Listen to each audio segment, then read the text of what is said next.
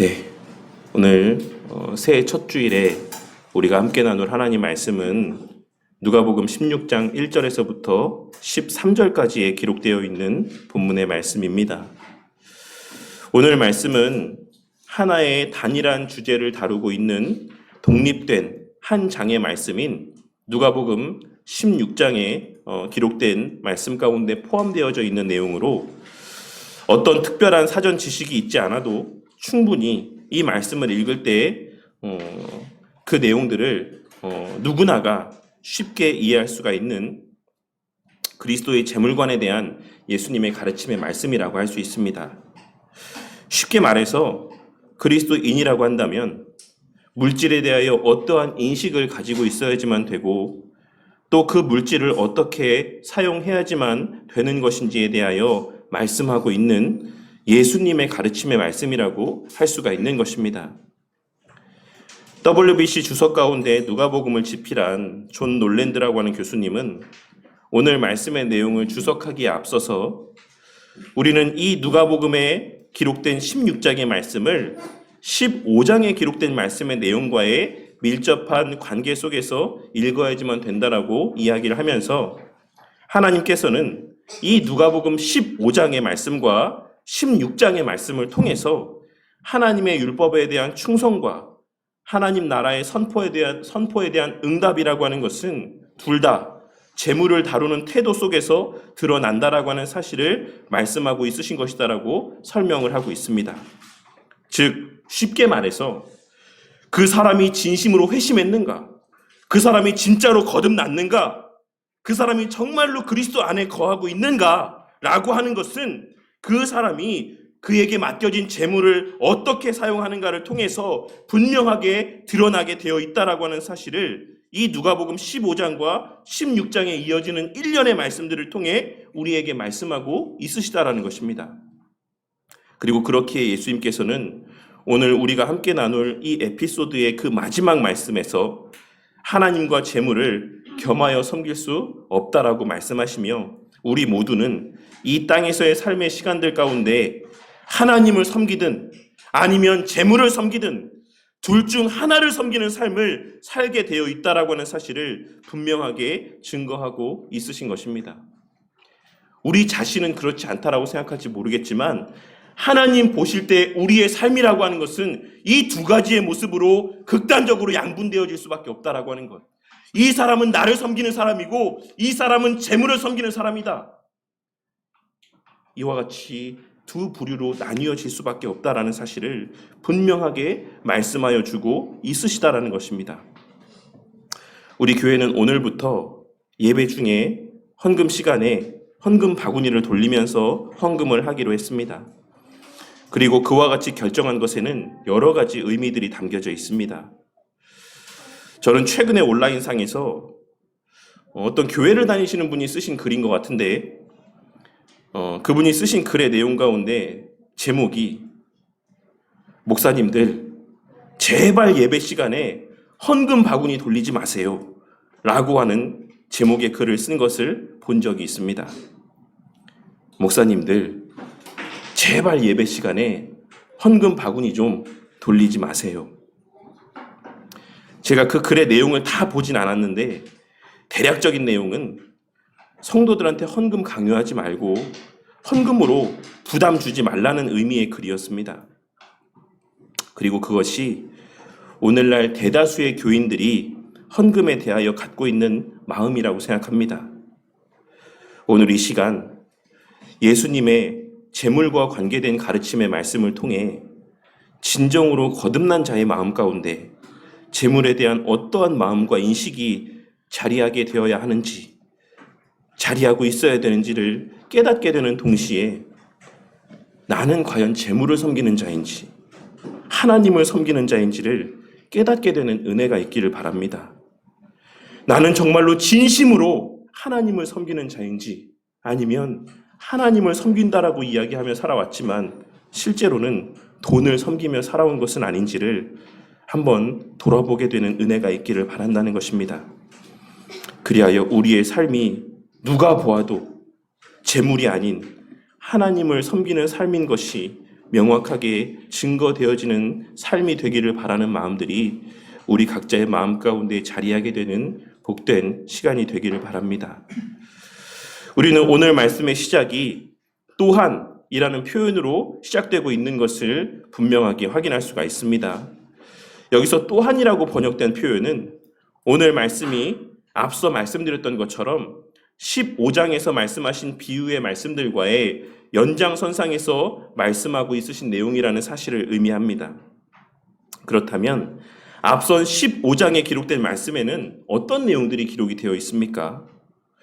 우리는 15장의 말씀 가운데 우리에게 너무나도 익숙한 잃어버린 양 한 마리와 잃어버린 드라크마와 그리고 잃어버린 탕자의 비유의 말씀이 기록되어 있는 것을 확인할 수가 있습니다. 그렇다면 이 세 가지의 비유의 말씀을 통해서 예수님께서는 무엇을 말씀하고 있는 것입니까?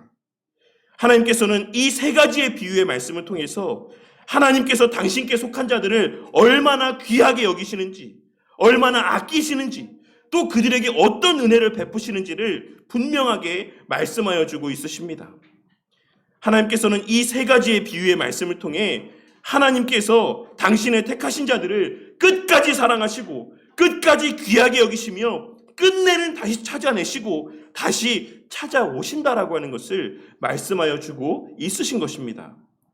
물론 각각의 비유의 말씀 가운데 우리가 더욱 세세하게 깊이 있게 다루어야지만 될 내용들이 있는 것은 사실이지만 큰 틀에서의 15장에 기록된 말씀의 내용들은 하나님의 택하신 자들을 향한 하나님께서 품고 있으신 그 마음을 말씀하여 주고 있으신 것이다라고 할 수 있는 것입니다. 그런데 예수님께서는 이 세 가지의 비유의 말씀을 하시기에 앞서서 누가복음 14장 25절에서부터 35절까지의 기록된 말씀을 이야기하고 있으신데 그 말씀 가운데 예수님께서는 예수님의 제자가 되는 방법에 대하여 말씀을 하고 있으신 것을 확인할 수가 있습니다. 이와 같이 너희 중에 누구든지 자기의 모든 소유를 버리지 아니하며 이와 같이 너희 중에 자기의 모든 소유를 버리지 아니하면 능히 내 제자가 되지 못하리라. 이 말씀을 하신 이후에 15장에서 세 가지의 비유의 말씀을 하고 있으신 것이고 그 다음에 오늘 우리가 함께 살펴보고 있는 이 16장의 말씀을 하고 있으신 것입니다. 그러니 이 일련의 말씀들의 내용들을 종합적으로 생각해 보자면 이 14장 25절에서부터 35절까지의 말씀과 15장에 기록된 말씀의 내용들과 오늘 이 16장의 말씀을 연달아 동일한 선상에 놓고 우리가 이 말씀의 내용들을 종합적으로 고려해서 이 의미들을 살펴보면 예수님께서는 예수님의 제자가 되는 것과 그 사람의 이 세상의 소유에 대해서 갖는 인식 사이에 너무나도 밀접한 관계가 있다라고 하는 사실을 이렇게 긴 분량을 할애해서 우리에게 분명하게 말씀하여 주고 있으신 것이다라고 할 수 있는 것입니다. 우리에게는 한낱 물질로 여길 뿐이겠지만 하나님 보실 때에 우리에게 물질을 대하는 우리의 물질을 대하는 그 인식의 그 모습이라고 하는 것은 하나님께 있어서는 하나님께 속했냐 속하지 않았냐 나의 제자냐 제자가 아니냐 이것을 판가름해주는 하나의 중요한 잣대가 되고 있다는 사실을 예수님께서는 이 긴 분량의 말씀을 통해 우리 가운데 말씀하여 주고 있으시다라는 것입니다. 그 과정에서 예수님께서는 내 제자라고 한다면 네가 정말 나를 믿는다라고 한다면 네가 정말 나를 따르는 나의 제자된 삶을 산다라고 한다면 너는 그 모든 소유를 다 버릴 수 있어야지만 된다. 이 세상의 모든 것들을 소유하는 것보다 이 세상에서의 그 어떤 것들을 소유하는 것보다 나를 소유하는 것을 가장 우선할 수 있어야지만 된다 라고 하는 것을 말씀하고 있는 것입니다. 하지만 우리는 그와 같은 삶을 살 수 있습니까? 그러한 삶을 우리 스스로의 힘으로 살아갈 수 있습니까? 그렇지 않죠. 그렇기 때문에 예수님께서는 이후에 이어지는 15장에 기록된 말씀을 통해 그렇게 하지 못해도 걱정하지 마라. 너가 그렇게 바른 물질관을 갖고 살지 못한다라고 하더라도 낙심하지 말아라. 네가 구원받지 못한 사람이라고 그렇게 절망하지 말아라. 내가 내 힘으로 나의 택한 자, 나의 소유된 백성은 반드시 그와 같은 모습이 되게 할 거다. 내가 그 세상 가운데에 그 세상적인 사고 가운데 젖어 있는 그 내 백성을 내가 그 인식 가운데서 건져낼 거다. 바른 마음가짐, 바른 물질관을 갖도록 내가 그와 같이 내 백성을 그와 같은 잘못된 인식 가운데서 건져내 올 것이다라고 말씀을 해주고 있으신 것이다라고 할 수 있는 것입니다.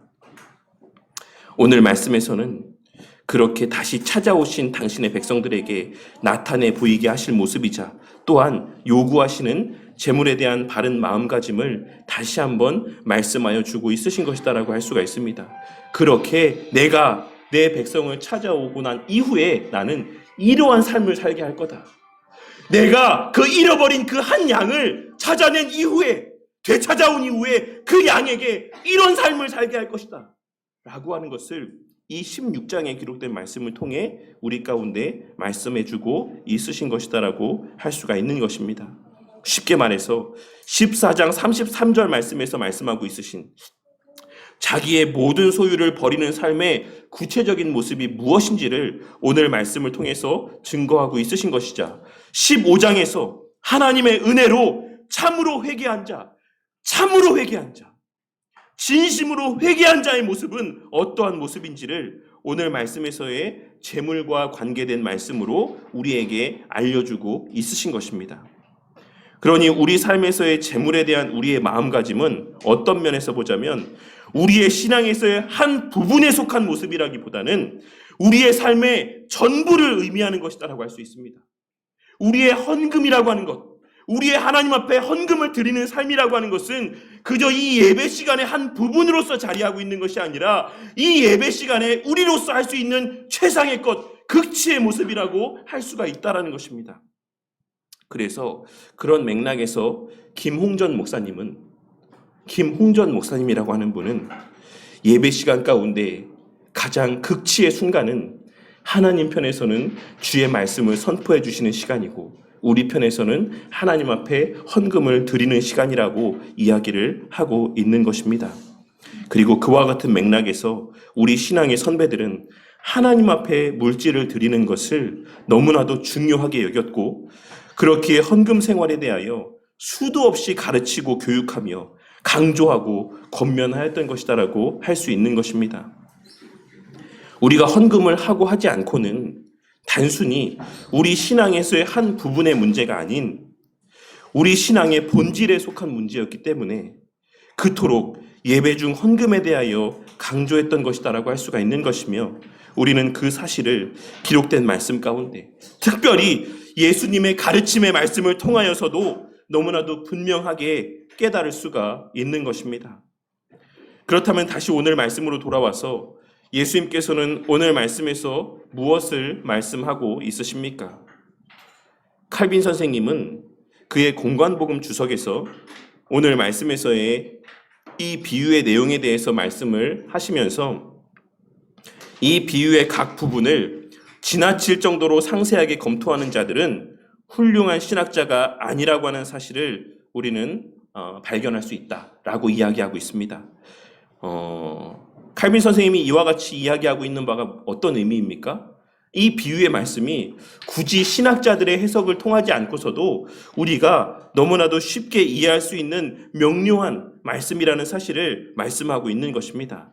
단지 우리가 이 말씀대로 살아감에 있어 어려움을 느끼고 이 말씀대로 살아가는 것이 무리스럽다라고 생각하기 때문에 이 말씀대로 순종하며 살아가는 것을 부담스럽게 생각하기 때문에 이 말씀에 다른 의미가 있지 않을까?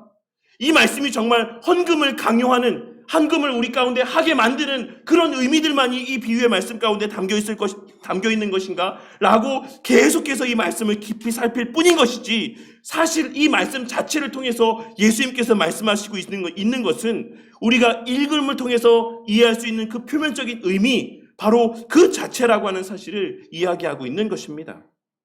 그렇기에 오늘 말씀에서의 이 세세한 내용들을 단어마다 절마다 주석하지는 않겠습니다. 예수님께서는 오늘 말씀을 통해서 우리 각 사람에게 첫째로 우리의 모든 소유는 다 하나님의 것이다라고 하는 사실을 우리에게 다시 한번 상기시켜주고 있습니다. 우리의 모든 소유, 내가 누리고 살아가는 모든 것이 다 하나님의 소유된 것이다라고 하는 사실을 예수님께서는 오늘 말씀을 통해서 우리 가운데 다시 한번 상기시켜 주고 있으시다라는 것입니다. 그리고 이와 같은 사실은 사실 우리 신앙에 있어서 너무나도 기본적인 것임에도 불구하고, 그리고 우리 가운데 그 누구도 이와 같은 사실을 부인하거나 그 입술로 고백하지 않는 자가 없음에도 불구하고 실제로는 그와 정반대로 믿고 있는 것처럼 살아가는 모습을 보게 될 때도 많이 있는 그러한 역설적인 우리의 신앙 고백의 내용이라고 생각합니다. 내 입술로는 우리의 모든 소유가 다 하나님 것이다라고 고백을 하면서도 우리 가운데 그 누구도 내게 주어진 이 모든 것들 가운데 하나님의 것이 아닌 것이 없다라고 주저없이 고백하고 살아가고 있음에도 불구하고 실제 삶의 시간들 가운데서는 내가 소유하고 있는 이 물질은 내 것이라고 생각하고 살아갈 때가 너무나도 많이 있다는 것입니다. 안 그렇습니까? 아닙니까? 제가 지금 없는 말을 하고 있는 것입니까? 우리 가운데 내가 소유하고 있는 물질, 하나님의 것 아니고 내 것이다라고 생각하고 있는 사람 누가 있습니까? 그렇게 이야기하면서 신앙생활하고 그렇게 생각하면서 예배드리는 사람 누가 있습니까? 우리는 전부 다 단 한 사람도 예외가 없이 내게 소유된 모든 것이 하나님의 것이다라고 이야기하면서 신앙의 삶을 살아가고 있는 것입니다. 하지만 그럼에도 불구하고 실제 삶에서는 내 돈은 내 돈이지, 내 집은 내 집이지, 내 소유는 내 거지, 내가 힘들게 벌어서 내가 모은 거지 라고 하는 생각을 갖고 살아가는 모습을 보게 될 때가 많이 있다는 것입니다. 그래서 그런 마음을 갖고 있기 때문에 교회에서 헌금 이야기를 하면 불편해합니다. 목사가 헌금에 대해서 설교하고 목사가 헌금에 대해서 강조하면 그 마음 가운데 반감이 일어납니다. 지가 뭔데 내 돈에 대해서 이래라 저래라 하냐? 지가 뭔데 나한테 돈을 내라 마라 하냐? 내가 힘들게 번 내 돈인데 지가 뭐라고 헌금에 대해서, 그 물질에 대해서 이렇게 해야 된다 저렇게 해야 된다 라고 이야기를 하는 것이냐 라고 하는 마음을 갖게 되는 경우가 있다라는 것입니다. 앞서도 언급했던 것처럼 오늘날 이 시대의 수많은 성도들의 마음 가운데는 유독 헌금에 대하여서만 자율성, 자발성을 강조하는 모습을 보게 될 때가 많이 있는 것입니다. 그러면 우리의 신앙의 삶 가운데 자율적이고 자발적으로 해야지만 되는 것이 오직 헌금뿐입니까? 우리의 신앙의 삶 가운데 우리가 자발적으로 해야 되는 것이, 그래야만 가치 있는 것이 헌금뿐입니까? 예배는 타의에 의해서 드려도 되는 것입니까? 말씀 보는 거는 내 자율적인 그 자발적인 마음이 없어도 그냥 보기만 하면 되는 것입니까? 말씀 보고 기도하는 삶이라고 하는 것은 자발적으로 하지 않아도 되는 것입니까? 왜 예배에 대해서 강조할 때는 예배 드리는 것에 대하여 제발 강요 좀 하지 말라고 이야기하지 않는 것입니까? 성도님들에게 있어서 예배 잘 드려라, 예배 잘 드려라, 예배 빠지지 마라, 이 얘기할 때에는 왜 예배에 대해서 강요 좀 하지 마십시오. 예배는 자발적으로 드려야 되는 거 아닙니까? 예배는 자율적으로 드려야 되는 거 아닙니까?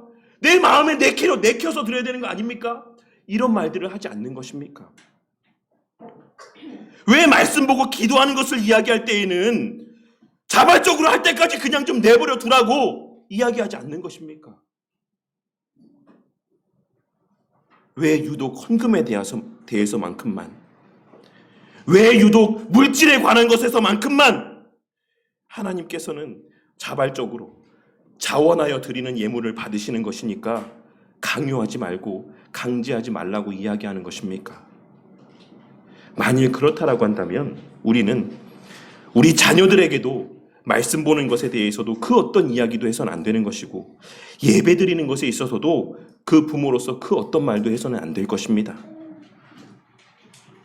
하지만 우리는 오늘 말씀을 통해 그것이 바른 신앙의 모습이 아니라고 하는 사실을 반드시 깨달을 수 있어야지만 될 것입니다. 우리가 일주일 중에 하루를 구별하여 예배를 드리는 것은 우리의 전 생애가 하나님께 속하였다라는 사실에 대한 신앙 고백의 의미가 담겨 있습니다. 그리고 그와 마찬가지로 우리가 헌금을 드리는 것 또한 우리에게 주어진 모든 물질이 다 하나님께 속하였다라고 하는 사실에 대한 신앙 고백의 의미가 담겨 있는 것입니다.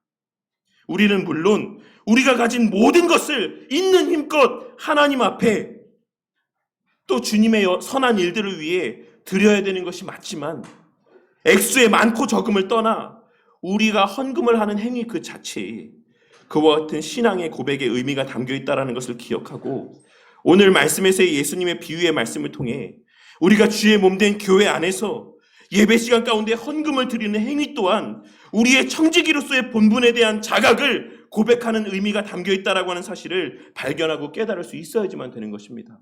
저는 기억하고 있습니다. 이 세상의 모든 소유가 다 하나님의 것이다라고 하는 것을 저는 기억하고 있습니다. 잊지 않았습니다. 제게 누리게 하시는 모든 것들, 제게 주신 그 모든 물질 다 하나님께로부터 온 것이라고 하는 것을 제가 믿고 있습니다. 잊지 않았습니다. 라고 하는 의미가, 그것에 대한 고백의 의미가 우리의 예배 시간 가운데 하나님 앞에 드리는 헌금의 의미 가운데 포함되어져 있다라는 것입니다. 오늘 말씀을 통해 우리가 누리는 모든 것이 다 하나님께 받은 것이자 우리가 그것을 누리고 만끽하는 지금 이 순간에도 그것의 소유권은 하나님께 있다라고 하는 사실을 다시 한번 깨닫게 되는 저와 우리 모두가 되기를 바랍니다. 그리고 무엇보다 하나님께서 우리에게 이 땅에서의 시간들을 허락하신 것과 그 과정에서의 내 먹고 마실 쓸 것들을 허락하신 그것에는 분명한 목적이 있다라고 하는 것을 늘 명심하고 살아가는 저와 우리 모두가 되기를 바랍니다. 그냥 단순히 맛있는 음식 사 먹고 좋은 곳에 여행 다니고 가족들과 행복한 시간 보내게 하시기 위해서 이 땅에서의 시간들과 물질을 허락하신 것이 아니라 하나님께서 이 땅에서만 우리에게 감당케 하시길 원하는 분명한 뜻과 목적이 있기 때문에 우리에게 이 땅에서의 삶의 시간들과 물질의 복을 허락해 주셨다는 사실을 우리는 깨달을 수 있어야지만 된다는 것입니다. 그렇다면 그것은 무엇입니까? 무엇을 위함이라고 할 수 있겠습니까? 우리는 오늘 말씀을 통해 둘째로 우리에게 주신 모든 재물과 삶의 시간들과 소유물들을 비롯해서 주어진 그 모든 삶의 여건들이 다 본래의 목적이 있다라고 하는 사실을 발견하고 깨달을 수 있어야지만 될 것입니다. 오늘 예수님의 이 말씀을 통해 우리는 하나님께서 자신의 소유인 것을 우리에게 맡기셨을 때에는 그 맡기심으로 말미암아 감당해야 될 것이 있기 때문이라고 하는 사실을 말씀하여 주고 있으십니다. 그리고 우리가 감당해야 될 그 일은 우리가 이미 잘 알고 있는 것처럼 그의 나라와 그의 의를 위한 일들입니다. 하나님께서는 이 땅에서 우리로 하여금 그의 나라와 그의 의를 위한 삶을 살게 하시기 위해 우리의 이 땅에서의 삶의 시간들을 연장해주고 있으신 것이며 그 삶에서의 필요들을 채워주고 있으신 것입니다. 그리고 그의 나라와 그의 의를 추구하는 삶의 가장 구체적이고 실제적인 모습 가운데 하나는 바로 예수님께서 이 땅에서의 공생의 기간 우리에게 나타내 보이셨던 본이 되는 모습과 같이, 그리고 예수님께서 직접 말씀하셨던 마가복음 1장 38절에 기록된 우리가 다른 가까운 마을로 가자, 거기서도 전도하리니 내가 이를 위하여 왔노라 라고 하는 말씀에서처럼 복음을 전하는 삶이라고 할 수 있습니다. 하나님께서는 우리에게 예수님께서 그러하셨던 것처럼, 예수님이 친히 본을 나타내 보이셨던 것처럼 이 땅에 사는 동안에, 이 땅에 숨이 붙어있는 동안에 전도하게 하시기 위해서, 복음을 전하게 하시기 위해서 우리의 생명의 시간들을 허락해 주고 있으신 것이자 우리에게 직장을 주시고 가정을 주시고 물질의 복을 허락해 주신 것이다라고 할 수가 있는 것입니다. 오늘 말씀을 통해서 그 사실을 다시 한번 깨닫고 마음 가운데 새기는 저와 우리 모두가 되기를 바랍니다. 그렇다면 그 사명은 우리 개인이 감당하면 되는 것입니까? 우리 각자가 그냥 그 각자의 삶의 시간들 속에서 감당하면 되는 것이겠습니까? 결코 그렇지 않습니다. 제가 늘 말씀드리지만 우리의 거듭난 이후의 삶이라고 하는 것은 이제 더 이상 절대로 개인적일 수 없습니다. 그렇게 우리의 복음을 전하는 삶, 전도하는 삶 또한 우리 개인이 감당해야 되는 사명이 아닌 본질적으로는 교회 공동체를 통하여서 행해져야지만 되는 사명이라고 하는 사실을 우리는 오늘 말씀 가운데 함께 깨달을 수 있어야지만 되는 것입니다. 칼빈 선생님은 그에 져서 기독교 강요 4권에서 교회 밖에는 구원이 없다라고까지 이야기를 하였고, 우리가 믿고 신뢰하는 웨스트민스터 신앙고백서 25장 2항에서는 다음과 같이 고백하고 있는 것을 확인할 수 있습니다. 유형교회 또한 복음 시대에는 보편적이요 일반적인 교회이다. 이 유형교회는 전 세계적으로 참 교회를 신봉하는 모든 사람들과 그들의 자녀들로 구성이 되어 있다. 그리고 이 교회는 주 예수 그리스도의 왕국이며 하나님의 집이며 하나님의 권속이다. 이 교회를 떠나서는, 즉 교회 밖에서는 통상적으로 결코 구원받을 수가 없다. 이 유형 교회를 떠나서는, 이 보편적이요 일반적인 이 유형 교회를 떠나서는 통상적으로 결코 구원을 받을 수 없다. 그러니 성경 말씀에 근거한 이러한 여러 가르침들과 신앙 고백들의 내용을 통해 우리는 복음을 전파하는 것과 주의 몸된 교회 사이에 밀접한 관계를 반드시 깨달을 수 있어야지만 될 것입니다. 주의 몸된 보편교회, 유형교회가 존재해야만, 이 땅에 가시적인 이 교회 공동체가 존재해야만 주의 복음이 바르게 선포되며 전파될 수 있는 것이고 하나님의 구원의 역사가 일어날 수가 있는 것입니다. 그렇게 예수님께서는 교회의 본체 되시는 자신이 이 땅을 떠나게 되셨을 때, 그 교회의 본체 되시는 예수님 자신이 이 땅을 떠나게 되셨을 때 사도들을 통해 이 땅에 가시적인 유형교회를 세우게 하신 것이라고 할 수가 있는 것입니다. 그렇다면 제가 이런 말씀을 드리는 이유가 무엇이겠습니까?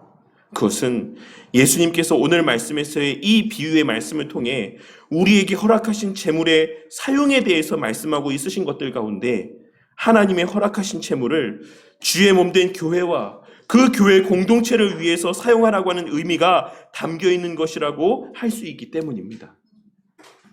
예수님께서 오늘 말씀을 통해 말씀하고 있으신 지혜로운 데에 사용하는 그 재물은 다른 그 어떤 곳에 사용하는 것이 아닌 바로 이 주의 몸된 교회를 위해서 사용하는 것, 그것을 가리켜 예수님께서는 지혜롭게 물질을 사용하는 것이다라고 말씀하고 있으신 것이다라고 하는 것을 우리는 발견하고 깨달을 수가 있어야지만 된다라는 것입니다.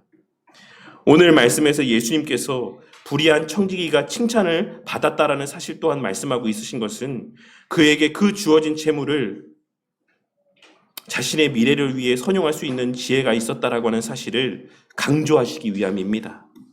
그리고 그 사실을 통해 예수님께서는 세상에 속한 자들도 그 주어진 재물을 자신의 이 땅에서의 삶의 미래를 위해서 선용할 수 있는 지혜가 있는데 너희는 어떠하냐라고 묻고 있으신 것이라고 할 수 있습니다.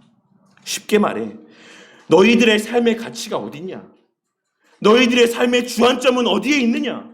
너희들은 무엇을 바라보며 살아가고 있느냐를 묻고 있으시다라는 것입니다. 너희들은 지금 당장 내 먹고 사는 것, 나의 이 땅에서의 지금 이 순간에 살아가는 그 삶에만 집중하며 살아가고 있느냐? 아니면 그 앞으로의 삶에 대한 것을 바라보며 살아가고 있느냐? 그것을 우리에게 묻고 있다라고 할 수 있는 것입니다. 예수님께서 오늘 이 시간, 오늘 말씀에서의 이 비유의 말씀을 통해 우리의 삶의 가치가 이 땅에서의 제한된 삶 가운데 있는지 아니면 영원한 하늘나라에서의 삶에 있는지를 묻고 있으십니다. 그 질문에 대하여 우리 각자가 자신의 삶을 돌아보며 그 스스로에게 진지하게 질문해보는 시간을 갖는 은혜가 있길 바랍니다. 나는 과연 무엇에 가장 많은 관심을 기울이며 어디에 가장 많은 물질을 지출하며 소비하며 어떠한 삶의 결과들이 우리의 삶 가운데 초래되고 있는지 나는 무엇을 위해 그와 같은 일들 가운데 그만큼의 물질을 소비하며 살아가고 있는지를, 그것이 과연 하나님의 나라와 그의 의와 그의 영광과 무슨 관계가 있는지를 한번 깊이 고민해보는 시간을 갖게 되는 저와 우리 모두가 되기를 바란다는 것입니다. 우리 성도님들이 지금 물질을 사용하고 있는 그것, 우리 성도님들이 한 달 동안 매일 가장 많은 지출을 하고 있는 그것이 하나님의 영광과 무슨 관계가 있습니까? 우리 성도님들이 매달 가장 많이 지출하는 그것이 하나님의 나라와 그의 의와 무슨 관계가 있습니까? 그것을 한번 고민해 볼 줄 아는, 심각하게 생각해 볼 줄 아는 저와 우리 모두가 되기를 바랍니다. 칼빈 선생님께서 기독교 강요에서 교회에 대하여 말씀하셨듯이 교회 공동체는 성도들에게 있어 어머니와 같은 존재입니다. 교회를 통해서 또 다른 우리의 형제들이 태어나는 것이고, 교회를 통해서 그 안에서 그렇게 거듭난 자들이 함께 자라가게 되는 것이고, 이 교회를 통해서 우리 자녀들이 그 안에서 우리와 같이 함께 우리와 같은 모습으로 자라가게 되는 것입니다. 그와 같은 교회 공동체를 소중히 여기고 그와 같은 교회 공동체가 든든히 세워져 가기를 위해 주신 재물을 선용하며 살아가는 저와 우리 모두가 되기를 바랍니다. 그리하여 우리 성도님들의 공예배 시간에 본래의 목적대로 인색함이 없이 드리는 그 물질을 통하여서 목사는 목사대로 말씀을 가르치고 선포하는 일에 온전히 집중하게 되고, 성도는 성도대로 그 안에서 말씀의 유익을 온전히 받아 누리며, 또한 교회 공동체 안에서 서로의 삶에서의 필요들을 서로 채워주며, 그리고 함께 교제를 나누며, 그리고 무엇보다 복음을 전하는 사명을 힘있게 감당해 나아가기를 바랍니다. 그것이 바로 우리에게 이 땅에서의 삶의 시간들과 물질의 은혜들을 허락하신 궁극의 이유이자 목적인 것을 깨닫고 그 본래의 목적을 위해 드리기에 인색함 없이 힘쓰는 저와 우리 모두의 삶이 되기를 바랍니다.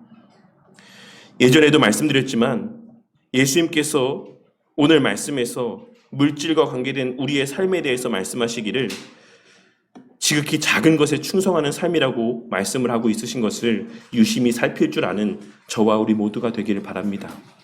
하나님 앞에 물질을 드리는 것, 우리의 헌금 생활이라고 하는 것은 지극히 작은 부분에 속하는 신앙의 모습이다라는 것입니다. 그리고 둘째로 이 작은 것에 충성하지 못하는 자는 12절에 기록된 말씀에서와 같이 그 자신의 것을 받지 못하는 자라고 말씀하고 있으신 것을 유심히 살필 줄 아는 저와 우리 모두가 되기를 바란다는 것입니다. 하나님 앞에 물질로 충성하지 못하는 자는 그 자신의 것을 받지 못하는 자다. 이게 무슨 말입니까? 하나님 앞에 물질에 인색한 자는 실상은 하나님께 속한 자가 아니다라고 말씀하고 있는 것입니다. 그 자신의 것이다라고 표현된 것은 구원을 말씀하고 있는 것입니다. 이 말씀의 비유를 이 시간 이후에도 제발 기도하며 개인적으로 깊이 묵상해 보시는 우리 성도님들이 되시기를 바랍니다.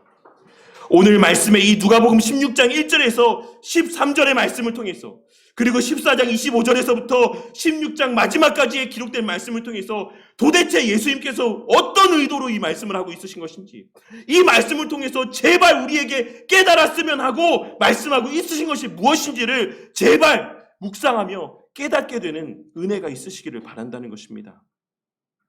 오늘 말씀의 비유를 계속해서 묵상하는 우리 성도님들이 되시기를 바랍니다.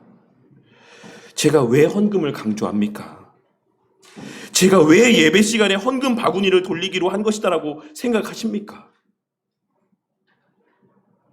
진짜 성도님들한테 헌금 좀 더 많이 하게 해서 좀 더 사례 많이 받고 제 이속 차리고자, 제 뱃속을 차리고자, 제 배 불리고자 성도님들에게 헌금 강요하기 위해서, 좀 더 많이 뜯어내기 위해서 지금 헌금 이야기를 하고 있다라고 생각하십니까? 그렇게 생각하시면, 그런 목사라고 생각하시면 사실 이 교회에 나오지 않으셔도 됩니다. 그런 사꾼 목사 밑에서 무슨 좋은 말씀을 듣겠다라고 이 교회 나오십니까? 그런 사꾼 목사 밑에서 어떤 영적인 유익을 누리겠다라고 이 교회 나오십니까? 헌금이 갖는 의미, 예배 시간 중에 헌금 시간이 갖는 의미를 다시 한번 생각해보고 헌금 생활에 소홀하지 않게 하시기 위한 의도에서 이 말씀을 증거하고 있다는 사실을 깨닫게 되는, 제발 마음 가운데 바르게 새기시는 은혜가 있기를 바랍니다. 성도님들의 영적인 형통함의 복이 끊어지지 않기를 바라는 마음에서 헌금에 대해서 강조하고 있다는 사실을 깨닫게 되는 은혜가 있으시기를 바란다는 것입니다. 제발 하나님 앞에 인색한 자들이 되지 마시기를 바랍니다. 제발 하나님 앞에 물질을 드리는 것에 있어서 인색한 자들이 되지 마시길 바랍니다. 아껴야 될 것에 아끼고 아끼지 말아야 될 것에 대해서는 제발 좀 아끼지 마시는 삶을 살았으면 좋겠습니다. 제가 이 말씀을 드리는 것이 무조건 양적으로 많은 헌금을 드리라고 말씀드리는 게 아닙니다. 아예 헌금을 하지 않는 삶이 과연 어떤 의미인지를 깨닫고 바른 물질관을 갖고 살아가시기를 바라는 의미에서 드리는 말씀인 것입니다. 돈을 안 버니까 헌금 안 해도 됩니까? 매달 재정이 마이너스면 헌금 안 해도 됩니까? 요즘에는 초등학생들도 연애를 하며 자신이 사랑하는 친구한테 그 받은 용돈을 아껴가면서 선물을 사주고 맛있는 것을 사주며 데이트를 합니다. 요즘에는 초등학생들도, 돈을 벌지 않고 용돈 받아 쓰는 초등학생들도 자신이 사랑하는 그 대상한테 그 받은 용돈을 아껴가면서 선물을 사주고 맛있는 음식을 사준다는 것입니다. 요즘 이 시대에는 빚을 내서라도 자녀들을 먹이고 입히며 가르칩니다. 저의 이 말이 빚을 내서라도 헌금하라는 말로 들리지 않길 바랍니다. 저는 지금 그렇게 빚 내서라도 헌금하라는 말씀을 드리고 있는 게 아닙니다. 헌금은 우리의 마음의 문제다라고 하는 사실을 말씀드리고 있는 것입니다. 우리가 헌금 조금 한다라고 망합니까? 이 예배 시간에 1,000원, 2,000원, 10,000원, 20,000원 헌금한다라고 그 삶이 그렇게 궁핍해집니까? 오히려 우리가 하나님 앞에 바른 물질관을 갖고 살지 못할 때 오늘 말씀에서의 불의한 청지기와 같이 하나님의 주신 그 물질을 하나님의 선하신 뜻대로 선용하며 살지 못할 때 우리는 그 청지기로서의 역할을 박탈당하고 땀 흘리며 땅을 파야 겨우 먹고 사는 삶을 살게 되거나 남에게 빌어먹는 부끄러운 삶을 살게 될 것입니다.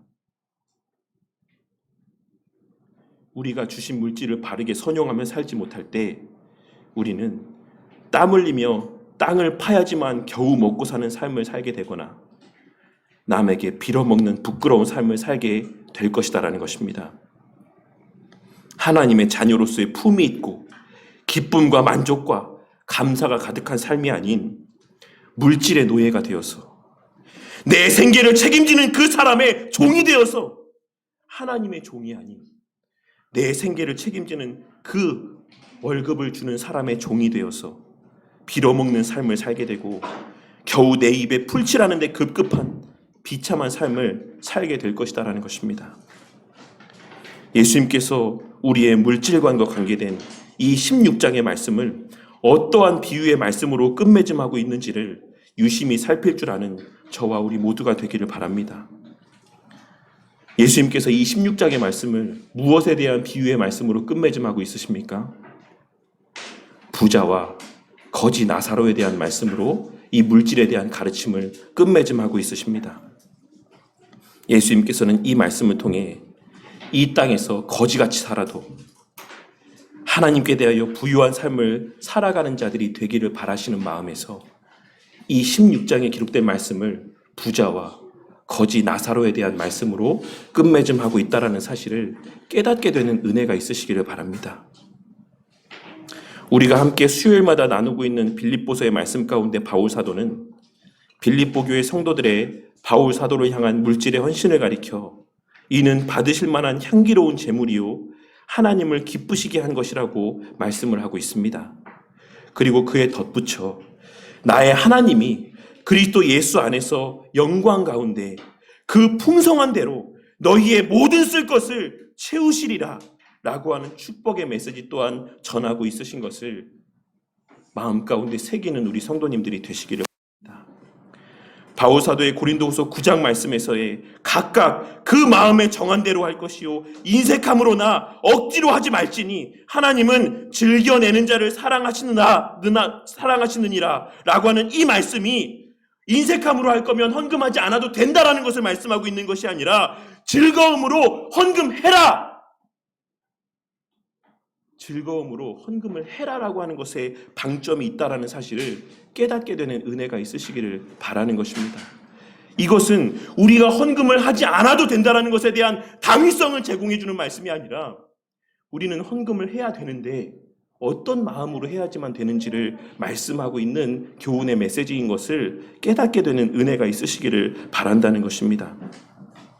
그리고 그와 같이 연보에 대해서 말씀하며 이것이 곧 적게 심는 자는 적게 거두고 많이 심는 자는 많이 거둔다 하는 말이로다 라고 말씀하고 있다라는 사실 또한 유념하여 살필 줄 아는 저와 우리 모두가 되기를 바랍니다. 이것이 무슨 의미입니까?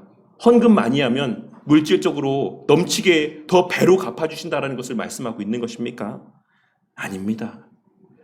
헌금에는 우리의 마음이 담겨 있는 것이기에 우리가 하나님 앞에 더 많은 마음을 표현할수록 하나님의 우리에 대한 그 마음이 더욱더 부요해져 간다라는 사실을 말씀하고 있는 말씀이라고 할 수가 있는 것입니다. 오늘 말씀을 통해 저와 우리 모두의 마음에 재물에 대한 바른 가치관이 분명하게 자리하게 되므로 하나님 앞에 각자에게 허락하신 분량 안에서 최선을 다해 헌금하는 저와 우리 모두가 되기를 바랍니다. 그리하여 그와 같이 주신 물질을 우리의 영혼을 위해 지혜롭게 선용하는 우리의 바른 신앙의 모습을 통해 우리 바른교회 공동체가 날로 더욱더 든든히 견고하게 세워져 나아가게 되기를 바랍니다.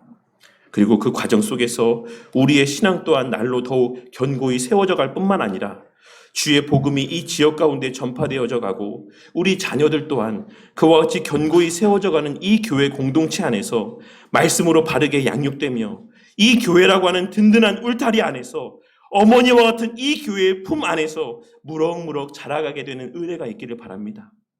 그리고 그와 같이 그 영혼이 잘 되는 성도님들의 삶 가운데 부어주시는 범사에 형통케 하시는 하나님의 약속하신 은혜로 말미암아 그 삶 가운데 날로 풍성하여져 가고 그렇게 주신 물질을 다시 또 하나님의 선한 일들 가운데 귀하게 선용하며 하나님의 선한 일들에 날로 더욱더 부요하게 쓰임받는 계속하여 증거되어져 가기를 대르리어 우리 자녀들의 모습 가운데도 증거되고 표출되어져 가기를 주님의 이름으로 간절히 축원합니다.